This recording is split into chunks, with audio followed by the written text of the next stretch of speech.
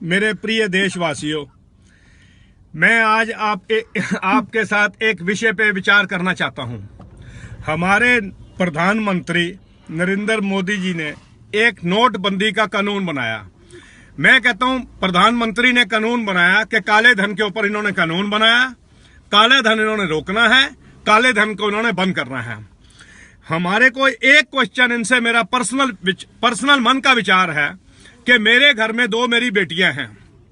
मैंने जिंदगी में 15 साल से पिछले कमाई करता आ रहा हूं। मैंने कमाई जोड़ जोड़ के अपनी बीवी को दी, अपने पास रखी। क्या ये हमारा ये काला धन है? कल मेरी बच्चियों की जब शादी आएगी, जब मेरे बेटे की शादी आएगी, क्या प्रधानमंत्री से मैं ये पूछना चाहता हूं, ये शादी हमारे पड़ोसी करेंगे या आप करेंगे या अरुण जेटली जी करेंगे, जिनके ऊपर आप कानून बना रहे हो? क्या हमारे को कोई अधिकार नहीं है पैसे के 10, 20, 30 लाख रखने का? क्या ये काला धन है? काला धन जिन्होंने आपका पकड़ना था, स्विस बैंक पे ऊपर आप विचार कर रहे थे, हमारी सरकार आएगी तो हम जवाब देंगे, स्विस बैंक को सबसे पहले लाएंगे। उसके बाद आपने कौन सा स्विस बैंक का कर्मचारी पकड़ा, कौन सा मालिक पकड़ा, किसका काला धन पकड़ा? आपने देश की वो जनता पकड़ी प्रधानमंत्री जी, जो लाइनों में लग के गरीब आदमी, आज मेरे जैसा, मेरे से भी छोटा, मेरे से भी ऊपर, वो पिस रहे हैं। जिनकी बेटियां घर में हैं, माँ कह रही है मम्मी क्या सब्जी लाऊं, माँ कह रही है बेटा अभी 4000 एटीएम से लाऊंगी, 2000 लाऊंगी, घर का देश का चलाऊंगी। मैं प्रधानमंत्री जी से, माननीय प्रधानमंत्री, निवेदन ये करता हूं कि आप हमारे को इस बात का जवाब दें। ये देश की जनता ने आपको इसलिए चुना था कि आके आप हमारे गले काटिए, हमारी बहन बेटियों की शादी रोकिए, हमारे बच्चों की शिक्षा रोकिए। आपने स्कूल की शिक्षा के ऊपर कोई कम किए फीस? आपने स्कूल की शिक्षा को कम किया?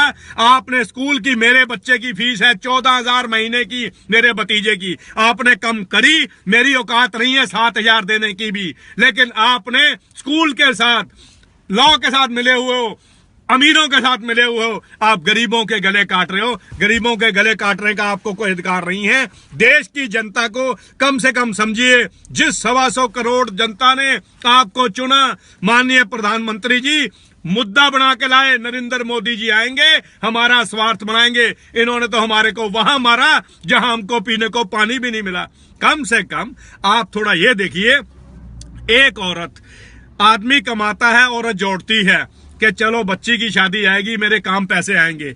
आज उस औरत की 6, 10 लाख, 15 लाख कमाई आपने काले धन में लगा दी, आपने उसको काला धन घोषित कर दिया। आप मुझे जवाब दें। मैं आपसे डिबेट करना चाहता हूं माननीय प्रधानमंत्री जी, टेबल पे डिबेट करना चाहता हूं अरुण जेटली से कि ये हमारा काला धन है, ये हमारा काला धन है। 30 लाख, 20 लाख, जिनने हमने बच्चे ब्याने हैं, हमने बच्चों की पढ़ाई करानी है। मैंने अपने बच्चे को सीए करानी है, इंजीनियरिंग करानी है, किसी ने अपने बच्चे को पढ़ाई करानी है, किसी ने इलाज कराना है। हमारे बच्चे, किसी का बीमार आदमी अस्पताल में पिस रहा है, पर आप प्रधानमंत्री जी हिले नहीं। आपने यही कहा, बहनों और भाइयों, हम तो देखेंगे गरीबों को कड़वी चाय, अमीरों को हमने कड़वी चाय पिला दी। ये जवाब नहीं है, ये देश का प्रधानमंत्री ऐसा जवाब नहीं देता है। ये यहीं मैं खत्म करता हूं, पर ये मेरे देश में संदेश जाएगा कि जो मेरी बहन बेटियां पिसी हैं, जो मेरे भाई गरीब लाइनों में लगे हैं, उनको एक बार डिसीजन लेना होगा इस माननीय नरेंद्र मोदी प्रधानमंत्री से, जिनको हमने चुना था। इन्होंने हमारे गले काट के, हमारी बहनों बेटियों के गले काट के हमें रोड पे लाया। आज हम इनको जवाब देंगे। उत्तर प्रदेश का चुनाव सामने है। मेरी जो बहन बेटियां जो मेरे साथ हैं, वो एक बार मेरी आवाज को बुलंदी पे उतारें, मेरी बुलंदी करें। यूपी में, वाराणसी में बोलूंगा जैसे माननीय प्रधानमंत्री जी बोलती हैं, मैं भी बोलूंगा। बहनों और भाइयों, ऐसे मत करो, मत गले काटो, गरीबों को मत मारो। अमीर लाइन में नहीं लगा, मरा गरीब है, मरा मीडियाकर है। मैं यही अपना संदेश खत्म करता हूं। ये मेरा संदेश सब पे जाए। थोड़ा मेरी बात का जवाब देना। अगर मैं गलत हूं तो मुझे सजा भी दी जाए।